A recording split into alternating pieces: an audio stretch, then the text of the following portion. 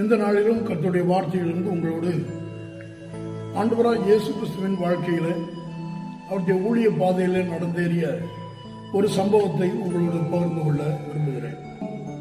நம்ம எல்லாருக்கும் தெரிந்த ஒரு சம்பவம். மார்க் எழுதின நற்செய்தி நூல் 4ஆம் அதிகாரம் 35ஆம் வசனத்திலே, அன்று சாயங்காலத்தில் அவர் அவர்களை நோக்கி, அக்கறைக்கு போவோம் வாருங்கள் என்றார். இந்த 4:35 ஆரம்பித்து இந்த சம்பவம் மார்க் 5:21 வரை ஒரே சம்பவமாக தொடர்கிறது. மார்க் 5:21 இயேசு படவில் ஏறி மறுபடியும் இக்கரைக்கு வந்து, ஆண்டவர் அக்கறைக்கு போவோம் வாருங்கள் என்று மார்க் 4:35 சொல்லி, அதன் பிறகு இந்த 5:21 மறுபடியும் இக்கரைக்கு வந்து என்று இந்த பயண சம்பவம் நிறைவு பெறுகிறது. ஆண்டவர் ஒரு பயணத்தை திட்டமிடுகிறார். அவருடைய ஊழியத்தில் அவர் சில நேரங்களில் தனி மனிதர்களை சந்தித்தார், சில நேரங்களில் குடும்பங்களை சந்தித்தார், சில நேரங்களில் பெரும் மக்கள் கூட்டங்களை சந்தித்தார். இன்றைக்கும் என் அருமையான கர்த்தருடைய பிள்ளையே, நம் ஒவ்வொருவரையும் தனித்தனியாய் சந்திக்கிற ஆண்டவர், குடும்பமாய் சந்தித்து விசாரிக்கிற ஆண்டவர், முழு கூட்டமாக நம்மை சந்திக்கிற ஆண்டவர் இன்றைக்கும் நம்மோடு இடைபெற்றுக் கொண்டிருக்கிறார். இந்த நாளில் நாம் வாசிக்கிற இந்த பகுதியில் ஆண்டவர் தம்முடைய சீடர்களை பார்த்து, அக்கறைக்கு போவோம் வாருங்கள் என்றார். அதை தொடர்ந்து உள்ள வசனங்கள்ல அவர்கள் ஜனங்களை அனுப்பிவிட்டு அவர் படவில் இருந்தபடியே அவரை கொண்டு போனார்கள் என்றும், 37ஆம் வசனத்தில் அப்பொழுது பலத்த சுழல் காற்று உண்டாகி படகு நிரம்பத்தக்கதாக அலைகள் அதன் மேல் மோதிற்று என்றும், 38ஆம் வசனத்தில் அவர்கள் அவரை எழுப்பி, போதகரே, நாங்கள் மடிந்து போகிறது உமக்கு கவலை இல்லையா என்றார்கள் என்றும் நாம் வாசிக்கிறோம். ஒரு பயணத்தின் நடுவில் பயணம் ஆரம்பிக்கும் பொழுது நாம் எங்க போகிறோம், எதற்காக போகிறோம், அங்கே என்ன நடக்க போகிறது, இது எதுவுமே தெரியாமல் ஆண்டவராகிய இயேசுவின் கட்டளைக்கு கீழ்ப்படிந்து சீடர்களும் அவரோடு படவேறினார்கள். படகு நடு கடல்ல போய்கொண்டிருந்த பொழுது வேதம் சொல்கிறது, பலத்த சுழல் காற்று உண்டாகி. இப்பொழுது ஒருவேளை சீடர்கள் நினைத்திருக்கலாம், ஆண்டவர் தானே அக்கறைக்கு போவோம் என்று நம்மை அழைத்தார், இவருடைய அழைப்பை ஏற்று நாமும் இந்த கடற்பயணத்தில் இவரோடு கூட நாம் இணைந்திருக்கிறோம். இந்த நிலையில இப்படி ஒரு சூறாவளி, இப்படி ஒரு பெருங்காற்று, இயற்கை சீற்றம், நம்மை பயமுறுத்தக்கூடிய ஒரு சூழ்நிலை, இதை நாம் எதிர்பார்க்கவே இல்லையே. அக்கறைக்கு போவோம் வாருங்கள் என்று ஆண்டவராகிய இயேசு சொன்ன அந்த வேளையில் இயற்கையில இப்படி ஒரு சீற்றம் உண்டாகும் என்கிற நிலை நமக்கு ஏற்கனவே தெரிந்திருக்குமானால், நாம் இப்படி இந்த பயணத்தை ஆண்டவர் மேற்கொள்ள வேண்டும் என்று சொன்ன உடனே, ஆண்டவரே, இந்த நாளின் இயற்கை சூழ்நிலை சரியில்லை என்று அவரை தடுத்திருக்கலாம். ஆனால் அவர் சொன்னவுடனே நாம் எதையும் யோசியாமல் புறப்பட்டு விட்டோம், இப்பொழுது நாம் சிக்கிக் கொண்டோம் என்று அவர்கள் நினைத்திருக்க வாய்ப்புண்டு. நம்முடைய வாழ்க்கையிலும் சில நேரங்களில் கர்த்தருடைய அழைப்பை ஏற்று நாம் ஆண்டவருடைய வழிகளில் அவரோடு பயணிப்பதற்கு நம்மை அர்ப்பணித்து நாம் நம்முடைய பயணத்தை மேற்கொள்கிறோம். நம்முடைய வாழ்க்கை பயணம், நம்முடைய ஊழிய பயணம், நம்முடைய ஜீவியத்தின் பலவிதமான காரியங்கள்ல ஆண்டவருடைய சித்தத்துக்கு நம்மை ஒப்பு கொடுத்து பல நேரங்களில் நாம் ஆண்டவருடைய வார்த்தைக்கு ஏற்ப அவர் சொன்னதினாலே நாம் நம்முடைய ஊழிய துவக்கம் அல்லது குடும்ப துவக்கம், நம்முடைய வேலையின் துவக்கம் எல்லாம் அமைதலாய் இருந்தது என்கிற நிலையில் இது தேவனுடைய சித்தம் என்று நாம் ஸ்தோத்திரத்தோடு நம்முடைய வேலைகளை துவங்குகிறோம், நம்முடைய பயணங்களை துவங்குகிறோம், நம்முடைய பணிகளை துவங்குகிறோம். ஆனால் இடையில் உண்டான சீற்றம் இந்த சீடர்களை அலறச் செய்தது, கூச்சலிட பண்ணியது, மடிந்து போகிறோம் என்று கதற வைத்தது. இன்றைக்கும் அன்பார்ந்த கர்த்தருடைய பிள்ளையே, வாழ்க்கையில சந்திக்கிற இடர்பாடுகள், பிரச்சனைகள், வேதனைகள், சோதனைகள், பலவித பயமுறுத்தும் சந்தர்ப்பங்கள் நம்மை ஐயோ என்று கதற வைக்கிறதா? ஏன் கிளம்பினோம்? ஏன் இந்த பயணத்தை நாம் துவக்கினோம்?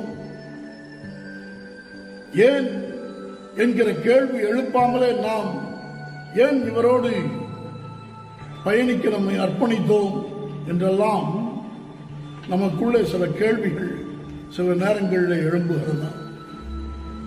சீடர்கள் ஒருவேளை நினைத்திருக்கலாம், இன்றோடு நம்முடைய வாழ்க்கை முடிந்தது, இந்த கடற்பயணத்தோடு நாம் மடிந்து மண்ணாகிவிடப் போகிறோம். ஏனென்றால் இதுவரை நாம் பார்த்திராத ஒரு காற்று, இதுவரை நாம் பார்த்திராத ஒரு பலத்த சுழல் காற்று, இதுவரை நான் பார்த்திராத ஒரு பயங்கரமான சூழ்நிலையை நான் இப்பொழுது சந்தித்துக் கொண்டிருக்கிறேன். இதிலிருந்து தப்பி பிழைப்போம் என்கிற நம்பிக்கை எனக்கு இல்லை, ஆகவே மடிந்து போகிறேன் என்று ஒருவேளை நம்முடைய வாழ்க்கையில் உண்டாகிற சூழ்நிலைகள் நம்மை கதற பண்ணலாம். ஆனால் ஒன்றை நாம் தெளிவாய் நம்முடைய சிந்தையில கொள்ள வேண்டும் என்பதற்காகவே இந்த வேத பகுதியை நான் உங்களோடு பகிர்ந்து கொள்கிறேன். ஆண்டவராகிய இயேசு அவர்களை பார்த்து சொன்னார், அக்கறைக்கு போவோம் வாருங்கள். இயேசு அக்கறைக்கு போவோம் என்று சொல்வாரானால் அக்கறையில கொண்டு போய் சேர்க்க அவர் வல்லமை உள்ளவராய் இருக்கிறார். அக்கறையில கொண்டு போய் சேர்க்க அவர் உண்மை உள்ளவராய் இருக்கிறார். அவர் எதை சொன்னாரோ அதை செய்து முடிக்கிறவர். நான் உனக்கு சொன்னதை செய்யும் அளவும் உன்னை கைவிடுவதில்லை என்று யாக்கோபுக்கு சொன்ன ஆண்டவர் இன்றைக்கு சகோதரனே, சகோதரியே, தேவனுடைய பிள்ளையே, கர்த்தருடைய ஊழியரை, விசுவாசியே, உங்களுடைய வாழ்க்கையில உங்களை எந்த நோக்கத்திற்காய் கர்த்தர் தெரிந்து கொண்டாரோ, எந்த நோக்கத்திற்காய் கர்த்தர் அழைத்தாரோ, அந்த நோக்கம் உங்களில் நிறைவேறுகிற வரை கர்த்தர் உங்களையும் என்னையும் கைவிட மாட்டார். அவர் நம்மோடு கூட இருக்கிற ஆண்டவர். அக்கறைக்கு போவோம் என்று அவர் ஒரு வார்த்தை சொல்லிவிட்டார். இடையிலே எத்தனை பெரிய காற்று வந்தாலும் அந்த காற்றை நிறுத்தவும் அக்கறையில கொண்டு போய் சேர்க்கவும் அவர் வல்லமையுள்ளவர் என்பதை நாம் விசுவாசிக்க வேண்டும். வார்த்தையை கேட்டு புறப்பட்ட சீடர்கள் சூழ்நிலையை பார்த்தவுடனே வார்த்தையை மறந்து விட்டார்கள். இன்றைக்கும் கர்த்தருடைய பிள்ளைகளை, நம் ஒவ்வொருவருக்கும் ஆண்டவர் சொன்ன வார்த்தை உண்டு. நம்மை அழைத்த போது, நம்மை ரட்சித்த போது, நம்மை தம்முடைய பிள்ளைகளாய் தெரிந்து கொண்ட போது, நம்மை தம்மோடு பயணிக்கும்படி ஆண்டவர் நம்மை கரம் பிடித்த போது நமக்கு சொன்ன வார்த்தைகளை நம்முடைய நினைவிலே கொண்டு வருவோம். அவர் என்ன வார்த்தை சொன்னாரோ அந்த வார்த்தையை நிறைவேற்ற அவர் உண்மையுள்ளவராயிருக்கிறார். வார்த்தை ஒரு காலம் மாறாதது. வானமும் பூமியும் ஒழிந்து போகும், என் வார்த்தைகள் ஒரு காலம் ஒழிந்து போவதில்லை என்று ஆண்டவராகிய இயேசு சொன்னார். அக்கறைக்கு போவோம் வாருங்கள் என்ற வார்த்தை அக்கறையில அவர்களை கொண்டு போய் சேர்க்கும் என்பதை அவர்கள் சிந்தையில பதித்திருக்க வேண்டும். ஆனால் சூழ்நிலை வார்த்தையை மறக்க செய்தது. வார்த்தையை பின்னுக்கு தள்ளியது. மாறாக அவர்களுடைய பார்வையெல்லாம் இப்பொழுது சூழ்நிலையின் மேலே வந்துவிட்டது. இன்றைக்கு பலவீனங்கள், பிரச்சனைகள், இல்லாமைகள், நெருக்கடிகள், வேலையில்லா திண்டாட்டங்கள், தொழில் நலிவுகள், வாழ்க்கையில் உண்டாகிற தோல்விகள், நாம் எடுத்த காரியங்களை முடிக்க முடியாதபடி நமக்கு உண்டாகிற தடைகள், இவைகளெல்லாம் பார்த்த உடனே நம்மள பலர் கதறுகிறோம். நான் மடிந்து போகிறது உமக்கு கவலை இல்லையா? என்னை அழைத்தீரே, நீர் அழைத்தீர் என்கிற அந்த ஒரே காரணத்திற்காக உடைய வார்த்தையை கேட்டு நானும் உம்மோடு பயணிக்க என்னை அர்ப்பணித்தேனே. ஆனால் இப்பொழுதோ நடு வழியில இப்படி ஒரு காற்று, மடிந்து போகக்கூடிய சூழ்நிலை, என்னை குறித்து உமக்கு கவலை இல்லையா என்று கர்த்தரை நோக்கி நம்மை புலம்ப செய்யலாம். ஆனால் அன்றைக்கு அப்படி அவர்கள் புலம்பி அவரை எழுப்பிய போது அவர் எழுந்து காற்றையும் கடலையும் அதட்டி இறையாதே அமைதலாயிரு என்று அவற்றுக்கு கட்டளையிட்டது மாத்திரமல்ல, அவர்களை பார்த்து கேட்டார், உங்களுக்கு ஏன் விசுவாசம் இல்லாமற் போயிற்று? ஏன் இப்படி பயப்பட்டீர்கள்? 40ஆம் வசனம், மார்க்கு 4:40. அவர் அவர்களை நோக்கி, ஏன் இப்படி பயப்பட்டீர்கள்? ஏன் உங்களுக்கு விசுவாசம் இல்லாமல் போயிற்று என்றார். அதன் அர்த்தம் என்ன? நான் தான் உங்களுக்கு பயணத்தின் ஆரம்பத்திலேயே சொன்னேனே, அக்கறைக்கு போவோம் வாருங்கள் என்று. ஏன் உங்களுக்கு அந்த வார்த்தையின் மேலே விசுவாசம் இல்லாமல் போயிற்று? அக்கறையில உங்களை கொண்டு போய் சேர்ப்பேன் என்கிற விசுவாசம் ஏன் உங்களுக்கு இல்லாமல் போயிற்று? என் வார்த்தைகளை பார்க்கிறோம் சூழ்நிலைகளை கண்டு நீங்கள் பயந்து போனீர்களே. வார்த்தையை நம்பத்தக்க விசுவாசம் உள்ள இருதயம் உங்களுக்குள்ளே இல்லையா என்று அவர் அவர்களை பார்த்து கேட்டார். தேவனுடைய பிள்ளைகளை பல நேரங்களில் எல்லா சூழ்நிலைகளும் நமக்கு அனுகூலமாக இருக்கும் பொழுது நாம் விசுவாசத்தை பேசுகிறோம். நான் விசுவாசித்திருக்கிறவர் இன்னார் என்று அறிந்திருக்கிறேன் என்று சொல்லுகிறோம். விசுவாசத்தினால் எல்லாம் கூடும் என்று சொல்லுகிறோம். நம்முடைய விசுவாசமே உலகத்தை ஜெயிக்கிற ஜெயம் என்று நாம் சொல்லுகிறோம். ஆனால் சூழ்நிலைகள் எதிர்மாறாயிருக்கும் பொழுது நாம் சூழ்நிலைகளை பார்க்கிறோமா? கர்த்தருடைய வார்த்தையை நம்முடைய மனதில் இருத்தி, ஆண்டவர் சொன்ன வார்த்தையின்படி என்னை கடைசி பரியந்து நடத்த வல்லவராயிருக்கிறார் என்று நாம் விசுவாசத்தோடு முன் செல்கிறோமா? அன்றைக்கு சீடர்கள் ஒரு சிறு பொழுது தங்களுடைய விசுவாசத்தை இழந்தவர்களாக சூழ்நிலை நிமித்தம் கதறினார்கள். இன்றைக்கு பயப்படாதிருங்கள், நம்மை அழைத்த ஆண்டவர் உண்மையுள்ளவராயிருக்கிறார். இதோ உலகத்தின் முடிவு பரியந்தம் சகல நாட்களிலும் நான் உங்களுடனே கூட இருக்கிறேன் சொன்ன ஆண்டவர், அவர் நம்மோடு கூட இருக்கிறார். அவர் கடைசி பரியந்தம் நம்மோடு கூட இருப்பார்.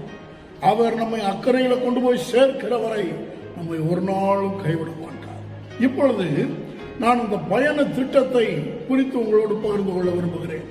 ஆண்டவராகிய இயேசு அக்கறைக்கு போவோம் என்று சொன்ன பொழுதே அவருக்கு ஒரு திட்டம் இருந்தது. அந்த திட்டம் சீடர்களுக்கு தெரியாது. ஆனால் அவருக்கு இருந்த திட்டம் என்ன திட்டம்? மார்க் 5ஆம் அதிகாரம் 1, 2 வசனங்களை வாசிக்கும் போது, பின்பு அவர்கள் கடலுக்கு அக்கறையில் உள்ள கதரேனருடைய நாட்டில் வந்தார்கள். அவர் படவிலிருந்து இறங்கின உடனே அசுத்த ஆவி உள்ள ஒரு மனுஷன் பிரேத கல்லறைகளில் இருந்து அவருக்கு எதிராக வந்தான். 8ஆம் வசனத்தில் பாருங்க, அசுத்த ஆவியே இந்த மனுஷனை விட்டு புறப்பட்டு போ என்று சொல்லியிருந்தார். ஏற்கனவே சொல்லியிருந்தார். அவனை பார்ப்பதற்கு முன்பாகவே அவர் அந்த அசுத்த ஆவியை குறித்து அறிந்திருந்தபடியினாலே, அசுத்த ஆவியினால பிடிக்கப்பட்டிருந்த அந்த மனுஷனை விடுவிக்க வேண்டும் என்கிற ஒரே நோக்கத்திற்காகவே அவர் அக்கறைக்கு புறப்பட்டு வந்தார். சீடர்களுக்கு தம்முடைய நோக்கத்தை அவர் சொல்லி இருக்கவில்லை. அக்கறையில் ஒருவன் இருக்கிறான், அங்கே நாம் போய் அவனை இதுவரை பிடித்திருக்கிற அந்த பிசாசின் பிடிகளிலிருந்து அவனை விடுவிக்க வேண்டும், ஆகவே வாருங்கள் என்று அவர்களுக்கு அவர் சொல்லி இருக்கவில்லை. ஆனால் மாறாக அவருக்கு அந்த திட்டம் இருந்தது. ஆகவே அவர் புறப்பட்ட போதே ஏற்கனவே அந்த அசுத்த ஆவிக்கு அவர் கட்டளையிட்டிருந்தார், இந்த மனுஷனை விட்டு புறப்பட்டு போ என்று சொல்லி இருந்தார். Already he commanded that evil spirit to flee away from that man. அந்த மனுஷனுக்குள்ள இருந்து அந்த அசுத்த ஆவி அகல வேண்டும் என்று ஏற்கனவே அவர் அந்த அசுத்த ஆவிக்கு கட்டளையிட்டிருந்தார். ஆகவே இப்பொழுது படகு வந்து கரையில் நின்ற உடனே அசுத்த ஆவி பிடித்திருந்த மனுஷன் அவருக்கு எதிராக ஓடி வருகிறான். 3ஆம் வசனம் சொல்லுகிறது, அவனை சங்கிலிகளினாலும் கட்ட ஒருவனாலும் கூடாது இருந்தது, அவனை அடக்க ஒருவனாலும் முடியாது இருந்தது என்று 4ஆம் வசனத்தில் சொல்லப்பட்டிருக்கிறது. அப்படிப்பட்ட கட்டப்பட்ட நிலையிலே, பிசாசினால் கட்டப்பட்ட இயேசுவினாலே மனிதர்களால் அடக்க முடியாத நிலையில இருந்த ஒரு மனுஷனை விடுவிக்கத்தான் இயேசு புறப்பட்டு வந்தார். இன்றைக்கும் இயேசு எப்பொழுதும் நோக்கமுடையவராய் செயல்படுகிறவர். ஒரு தனி மனிதனை சந்திக்க வேண்டும் என்று அவர் சித்தம் கொள்ளும் போது அவனை குறித்து ஒரு நோக்கம் இருக்கிறது. ஒரு குடும்பத்தை சந்திக்க வேண்டும் என்று அவர் சித்தம் கொள்ளும் பொழுது அந்த குடும்பத்தை குறித்து அவருக்கு ஒரு நோக்கம் இருக்கிறது. ஒரு கூட்டத்தை அவர் சந்திக்க புறப்பட்டு வரும்போது அந்த கூட்டத்தில் உள்ள பிசாசினால் பிடிக்கப்பட்ட மக்களை எல்லாம் விடுவிக்க வேண்டும் என்கிற ஒரு நோக்கம் இருக்கிறது. அந்த நோக்கத்தினால்தான் அவர் ஜனங்களை சந்திக்கிறார். இங்கே இந்த தனி மனிதனை விடுவிக்க வேண்டும் என்று ஒரு நோக்கம் இருந்தது. இன்றைக்கும் இதை கேட்கிற சகோதரனே, சகோதரியே, உன் வாழ்க்கை குறித்தும் தேவனுக்கு ஒரு நோக்கம் இருக்கிறது. கர்த்தருடைய பிள்ளையே, இதை கேட்கிற ஆத்துமாவே, நன்றாய் புரிந்து கொள்ளுங்கள். உங்கள் வாழ்க்கை குறித்து தேவனுக்கு ஒரு நோக்கம் இருக்கிறது. இன்றைக்கு நீங்கள் இருக்கிற வீட்டுக்குள்ளே இந்த செய்தியின் மூலமாக உங்களை சந்திப்பதற்காக கர்த்தர் உங்கள் வீட்டிற்குள்ளே வந்திருக்கிறார். அவர் இன்றைக்கு நம்முடைய வார்த்தையினாலே உங்களை சந்திப்பதற்கு ஒரு நோக்கம் உண்டு. அந்த நோக்கம் என்ன? நீங்கள் விடுவிக்கப்பட வேண்டும் என்பதுதான் அவருடைய நோக்கம். ஆண்டவராகிய இயேசு இந்த பூமிக்கு வர வேண்டும் என்று அவரை குறித்து பிதாவானவர் சித்தம் கொண்டார். சித்தம் கொண்டிருந்த போது அந்த சித்தத்தை குறித்து ஏசாயாவை கொண்டு ஆண்டவர் அந்த சித்தத்தை தெளிவுபடுத்தினார். தெளிவுபடுத்தின போதே அனுக்கிரக வருஷத்தை தெரியப்படுத்தி ஜனங்களை விடுவிப்பதற்காகவே அவர் தம்முடைய குமாரனை இந்த பூமிக்கு அனுப்புவதாக வேதத்தில் சொல்லப்பட்டிருக்கிறது. கர்த்தருடைய பிள்ளையே, உங்கள் வாழ்க்கையை விடுவிக்க கர்த்தர் சித்தமுள்ளவராக இருக்கிறார்.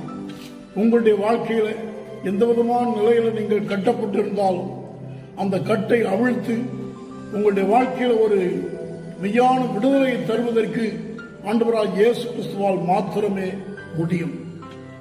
அவனை அடக்க ஒருவனாலும் கூடாதிருந்தது, அவனை கட்ட ஒருவனாலும் கூடாதிருந்தது என்று வேதத்தில் எழுதப்பட்டிருக்கிறபடி ஒருவேளை உங்களுடைய வாழ்க்கையில உங்களை உங்களுடைய பெற்றோரால் கட்டுப்படுத்த முடியாது இருக்கலாம், உங்களை உங்களுடைய குடும்பத்தாரால் கட்டுப்படுத்த முடியாது இருக்கலாம். பாவத்தினாலே கட்டப்பட்டவர்களாக, பிசாசின் கிரியைகளினாலே கட்டப்பட்டவர்களாக, ஒருவராலும் அடக்க முடியாத நிலையில, பல்வேறு தீய நிலைகளில் உங்களுடைய வாழ்க்கையை நீங்களே கெடுத்துக் கொண்டிருக்கிற நிலையில உங்களை யார் விடுவிக்க முடியும் என்கிற கேள்வி உலகத்திற்கே உண்டாயிருக்கலாம். ஆனால் இன்றைக்கு இயேசு உங்களை விடுவிக்க சித்தமுள்ளவராயிருக்கிறார். வேதம் சொல்லுகிறது, குமாரன் உங்களை விடுதலை ஆக்கினால் நீங்கள் மெய்யாகவே விடுதலை ஆவீர்கள். ஆண்டவராகிய இயேசு கிறிஸ்து ஒருவரே விடுவிக்கிறவர். அன்றைக்கு யாராலும் விடுவிக்கப்பட முடியாதிருந்த நிலையில பிசாசினால் கட்டப்பட்டிருந்த அந்த மனிதனை விடுவிக்க இயேசு ஒரு இடத்திலிருந்து இன்னொரு இடத்திற்கு பயணப்பட்டு வந்தார். இயேசு வந்த பொழுதே அங்கே அவனுக்கு விடுதலை சாத்தியமாயிற்று. இன்றைக்கு உங்களுடைய வீட்டிற்குள்ளே தம்முடைய வார்த்தையினாலே பிரவேசித்திருக்கிற ஆண்டவர் இன்றைக்கு உங்களை விடுதலையாக்க சித்தமுள்ளவராயிருக்கிறார். ஆகவே இன்றைக்கு இந்த வார்த்தைகளை கேட்டுக்கொண்டிருக்கிற வேளையிலேயே உங்களுடைய வாழ்க்கையின் எந்த பகுதியில் நீங்கள் கட்டப்பட்டவர்களாக இருக்கிறீர்களோ அந்த கட்டுக்கள் இயேசு கிறிஸ்துவின் நாமத்தினாலே அறுக்கப்படுவதா. ஒருவேளை வியாதியின் கட்டோ அல்லது பாவத்தின் கட்டோ சாபத்தின் கட்டோ அல்லது எல்லா பொல்லாத தீமையான பழக்க வழக்கங்களினால் உண்டான எந்த கட்டா இருந்தாலும் உங்களுடைய ஜீவியத்தை கட்டி வைத்திருக்கிற, உங்களை சிறைப்படுத்தி வைத்திருக்கிற, உங்களை சித்திரவதை செய்கிற, உங்களை கண்டு மற்றவர்கள் ஐயோ பாவம் என்று சொல்லும்படியாக உங்களுடைய வாழ்க்கையை பரிதாபத்திற்குரியதாக மாற்றி இருக்கிற அந்த பிசாசின் தீமையிலிருந்து இன்றைக்கு இயேசு உங்களை விடுதலையாக்க அவர் சித்தமுள்ளவராக இருக்கிறார். அன்றைக்கு இயேசு அக்கறையிலிருந்து புறப்பட்ட போதே அவருக்கு ஒரு நோக்கம் இருந்தது. அசுத்தாவினால் கட்டப்பட்டவனை விடுவிக்க வேண்டும் என்கிற நோக்கம். இப்பொழுது இந்த செய்தியின் இன்னொரு பக்கத்திற்கு வருகிறேன். இயேசு அக்கறைக்கு போக வேண்டும் என்கிற அந்த நோக்கத்தை தமிழை உடையவராக கிளம்பின போது அதுவரை அமைதலாயிருந்த அந்த சமுத்திரம் அவருடைய படகு நடுக்கடலுக்கு வந்த போது கொந்தளிக்க துவங்கியது. பலத்த சுழல் காற்று வீசியது. ஒருவேளை சீடர்கள் நினைத்திருக்கலாம் இது இயற்கையாக நடக்கிற ஒரு சம்பவம், ஏதோ திடீரென்று ஒரு சுழல் காற்று கடலுக்குள்ளே உருவாகி அது நம்மை அலைக்கழிக்கிறது என்று. ஆனால் இயேசுவுக்கு தெரியும் இது தம்முடைய ஊழிய திட்டத்தை தடை பண்ணுவதற்காக பிசாசினால் உருவாக்கப்பட்ட ஒரு சுழல் காற்று. பிசாசு தம்முடைய ஊழிய பயணத்தின் இடையிலே தடையை கொண்டு வர அவன் திட்டமிடுகிறான் என்பதை அறிந்தவராக இயேசு உடனே எழுந்து அதை அதற்றினார். சில நேரத்தில் நம்முடைய தனிப்பட்ட வாழ்க்கையில் ஆகட்டும், குடும்பத்தில் ஆகட்டும், ஊழியத்தில் ஆகட்டும், சில பிரச்சனைகள், நெருக்கங்கள் நம்மை எதிர்கொள்கிற பயமுறுத்தும் சூழ்நிலைகளை பார்த்த உடனே ஐயோ என்று கதறுவதை விட்டு உடனே இயேசு கிறிஸ்துவின் நாமத்தினாலே நமக்கு விரோதமாக எழும்புகிற எல்லா தீய வல்லமைகளையும் கட்டுங்கள். இதோ சத்துருவின் சகல வல்லமைகளையும் மேற்கொள்கிறதற்கு நான் உங்களுக்கு அதிகாரம் கொடுக்கிறேன் சொன்ன ஆண்டவராகிய இயேசு கிறிஸ்து இன்றைக்கு நம்மோடு கூட இருக்கிறார். தனிப்பட்ட வாழ்க்கையில திடீரென்று குழப்பங்களா, வேலையில குழப்பமா, வியாபாரத்தில் குழப்பமா, தொழிலில் குழப்பமா, ஊழியத்தில் குழப்பமா, அல்லது குடும்ப வாழ்க்கையில குழப்பமா, ஏதோ ஒரு விதத்தில் இனம் புரியாத ஒரு கலக்கம் நம்மை எதிர்கொள்கிறதா? நம்மை அழைத்தவர் நமக்கு ஒரு எதிர்காலத்தை வைத்திருக்கிறார் என்கிற அந்த நம்பிக்கையோடு கூட ஆண்டவரே நீர் எனக்கென்று வைத்திருக்கிற என் எதிர்கால திட்டங்களை அவமாக்கும்படி பிசாசு கொண்டு வருகிற இந்த எல்லா எதிர்மாறான தடைகளை உடைக்கிறேன் இயேசுவின் நாமத்திலே என்று சொல்லுங்கள். ஆண்டவர் உங்களுக்கு ஜெயத்தை கொடுக்க வல்லவராயிருக்கிறார். வேதம் சொல்கிறது அவர் சொல்ல ஆகும், அவர் கட்டளையிட நிற்கும். மாத்திரமல்ல, இறையாதே அமைதலாயிரு என்று சொன்ன ஆண்டவர் நமக்கு சொல்லுகிற வார்த்தை மார்க் 11:23-24 தேவனிடத்தில் விசுவாசமாயிருங்கள், என்னிடத்தில் விசுவாசமாயிருங்கள். ஒருவன் இந்த மலையை பார்த்து நீ பெயர்ந்து சமுத்திரத்தில் தள்ளுண்டு போய் என்று சொல்லி தான் சொன்னபடியே ஆகும் என்று தன் இருதயத்தில் சந்தேகப்படாமல் விசுவாசித்தால் அவன் சொன்னபடியே ஆகும் என்று மெய்யாகவே மெய்யாகவே உங்களுக்கு சொல்லுகிறேன் என்றவர். ஒருவேளை அந்த சூறாவளியா இருக்கலாம், பலத்த சுழல் காற்றா இருக்கலாம், மலைகள் நடுச்சமத்தில் சாய்ந்து போகத்தக்கதாக ஏதோ பயமுறுத்தும் சூழ்நிலையா இருக்கலாம். அதன் மத்தியிலே பெயர்ந்து தள்ளுண்டு போ என்று சொல்லுகிற அதிகாரத்தை நமக்கு கொடுத்திருக்கிறேன் என்று ஆண்டவர் சொல்லுகிறார். ஆகவே பயப்படாதிருங்கள். இந்த நாட்கள்ல உலகமே திண்டாடி கொண்டிருக்கிற, உலகமே கதிகலங்கி கொண்டிருக்கிற, உலகமே அடுத்து என்ன நடக்குமோ என்கிற கேள்வியோடு இருக்கிற இந்த நாட்கள்ல உங்களுக்கும் எனக்கும் கர்த்தர் வைத்திருக்கிற அவருடைய அனாதி நோக்கம் நம்முடைய வாழ்க்கையில நிறைவேறாமல் ஒன்றும் நம்மை சேதப்படுத்த முடியாது என்பதை நாம் விசுவாசிப்போம். Nothing will harm you. ஒன்றும் உங்களை சேதப்படுத்த முடியாது. உங்களுடைய வாழ்க்கையில உங்களுக்கு எதிராக வருகிற எந்த சூழலையும் உங்களை சேதப்படுத்த முடியாது. ஆகவே பயப்படாதிருங்கள். இயேசு அன்றைக்கு அதை செய்து காண்பித்தார். சீடர்கள் ஐயோ ஏன் வந்தோம் என்று கலங்கி நின்ற நிலையிலே இயேசு அதை போல கலங்கவில்லை. இயேசுவுக்கு தெரியும் எதிரே அற்புதம் காத்திருக்கிறது. Something is going to happen on the other shore. அடுத்த கரையில ஏதோ ஒன்று நடக்க போகிறது. அது நடக்க கூடாது என்பதற்காகத்தான் சத்துரு இடையிலே குழப்பத்தை கொண்டு வருகிறான். இது சீடர்களுக்கு புரியவில்லை, ஆனால் இயேசுவுக்கு தெரிந்தது.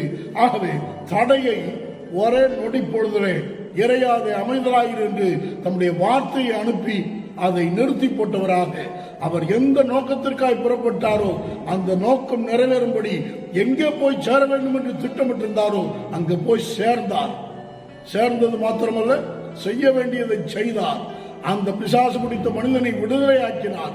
விடுதலையாக்கி முடித்த உடனே தான் 21ஆம் வசனத்தில் நம்ம வாசிக்கிறோம், அவர் மறுபடியும் இக்கரைக்கு புறப்பட்டு வந்து என்று வாசிக்கிறோம். அப்படின்னா எந்த நோக்கத்துக்காக போனாரோ அதை முடித்த உடனே அவர் மறுபடியும் தாம் எந்த இடத்திலிருந்து கிளம்பினாரோ அந்த இடத்துக்கே திரும்பினார். அவருக்கு ஒரே ஒரு நோக்கம், போவதில் ஒரே ஒரு நோக்கம். அது என்ன நோக்கம்? அந்த மனுஷனை விடுவிக்க வேண்டும். ஆனா அந்த நோக்கம் நிறைவேறக்கூடாது என்பதனால்தான் பிசாசு இடையிலே பலத்த சுழல் காற்றை அங்கே உருவாக்க திட்டமிட்டிருந்தார். சீடர்களுக்கு அது புரியவில்லை, இயேசுவுக்கு புரிந்தது. இயேசு அதை கட்டினார், அவர் அதை மேற்கொண்டார், அவர் போய் சேர்ந்தார், நம்முடைய ஊழியத்தை வெற்றிகரமாய் நிறைவேற்றி முடித்தார், மறுபடியும் ஜெயகரமாய் திரும்பி வந்தார். என் கர்த்தருடைய ஊழியரே, விசுவாசியே, தேவனுடைய பிள்ளையே, உங்கள் வாழ்க்கையை குறித்து தேவனுக்கு இருக்கிற திட்டம் நிறைவேறுவதற்கு விசுவாசத்தோடு நீங்களும் ஆண்டவரை போல, ஆண்டவரே என் வாழ்க்கை குறித்து உமக்கு இருக்கிற அந்த நோக்கம் நிறைவேறுகிற வரை நீர் என்னை கைவிட மாட்டீர். உங்கள் வாழ்க்கை குறித்து, உங்கள் பிள்ளைகளை குறித்து, உங்கள் எதிர்காலத்தை குறித்து, உங்களுடைய ஊழியத்தை குறித்து, உங்களுக்கு இருக்கிறதான காரியங்களை குறித்து தேவன் வைத்திருக்கிற மகிமையான திட்டங்களை கர்த்தர் உங்களுடைய வாழ்க்கையில நிறைவேற்றுவார். அதை ஒரு காலம் ஒன்றும் தடை செய்ய முடியாது. பிசாசோ மனிதர்களோ உலக பிரகாரமான எந்த சக்தியும் உங்களுக்கென்று தேவன் வைத்திருக்கிற திட்டத்தை தடை செய்ய முடியாது. ஆகவே அக்கறைக்கு போவோம் வாருங்கள் என்றார். வேலையை முடித்த பிறகு இக்கரைக்கே திரும்பி வந்தார். சகோதர சகோதரிகளே, தேவனுடைய பிள்ளைகளே, நம்முடைய வாழ்க்கையில தேவன் வைத்திருக்கிற நோக்கத்தை புரிந்து கொள்வோம். அந்த நோக்கத்திற்கு நம்மை அர்ப்பணித்து தைரியமாய் முன் செல்வோம். என்ன தடைகள் வந்தாலும் இயேசு கிறிஸ்து என்கிற நாமம் நம்மோடு கூட இருக்கிறது. இயேசு கிறிஸ்துவின் நாமத்தில் நமக்கு ஜெயம் கொடுக்கிற தேவனுக்கு ஸ்தோத்திரம் என்று சொல்லி முன் செல்வோம். கர்த்தர் நமக்கு ஜெயத்தை வைத்திருக்கிறார், ஆசீர்வாதத்தை வைத்திருக்கிறார், நன்மையை வைத்திருக்கிறார், சுபிட்சத்தை வைத்திருக்கிறார், எதிர்கால திட்டங்களை வைத்திருக்கிறார். கர்த்தர் தாமே இதை கேட்கிற உங்களை ஆசீர்வதித்து உங்கள் வாழ்க்கையில என்ன திட்டங்களை கர்த்தர் உங்களுக்காக வைத்திருக்கிறாரோ, என்ன வார்த்தைகளை, என்ன வாக்குத்தத்தங்களை ஏற்கனவே உங்களுக்கு என்று சொல்லி இருக்கிறாரோ அதை நிறைவேற்றி உங்களிலே தம்முடைய நாமத்தை மகிமைப்படுத்துவாராக. ஆமென். எங்கள் அன்பின் ஆண்டவரே, நன்றி நிறைந்த உள்ளத்தோடு நாங்கள் உங்களை ஸ்தோத்திரிக்கிறோம். நீர் நல்லவர், இந்த கிருபை மாறாதது. நீர் எங்களை அழைக்கும் ஆண்டவரே, நீர் எங்கள் மேல் வைத்திருக்கிறதான உங்களுடைய நோக்கம், நீர் எங்களுக்கு கொடுத்திருக்கிற தரிசனங்களும், நீர் எங்களுக்கு சொன்ன வார்த்தைகளும் மாறாதவைகள். ஆண்டவரே, இதுவரை இந்த வார்த்தைகளை கேட்டுக்கொண்டிருந்த மக்களுடைய வாழ்க்கையில அவர்களை குறித்து நீர் என்ன நோக்கம் வைத்திருக்கிறீரோ அந்த நோக்கம் அவர்களுடைய வாழ்க்கையில நிறைவேறட்டும். நல்ல நோக்கமுடைய ஆண்டவர், ஆசீர்வதிக்கிற நோக்கத்தை வைத்திருக்கிறீர், மேன்மைப்படுத்துகிற நோக்கத்தை வைத்திருக்கிறீர், வெற்றிகரமான திட்டங்களை நீர் உடைய பிள்ளைகளுக்கு என்று வைத்திருக்கிறீர். ஆண்டவரே, உடைய பிள்ளைகள், உடைய பிள்ளைகளுடைய குடும்பங்கள் ஆசீர்வதிக்கப்படுவதாக. இடையில என்ன தடைகள், என்ன சத்துருவின் எதிர்பாரான சூழ்நிலைகள் உண்டாகும், அவைகளெல்லாம் மாற்றி உடைய பிள்ளைகளை ஆசீர்வதியும். உடைய பிள்ளைகள் எல்லாவற்றிலும் வாழ்ந்து உடைய நன்மைகளை அனுபவிக்கப்படும். இயேசுவின் நாமத்தில் வேண்டிக் கொள்கிறோம் பிதாவே. ஆமென், ஆமென்.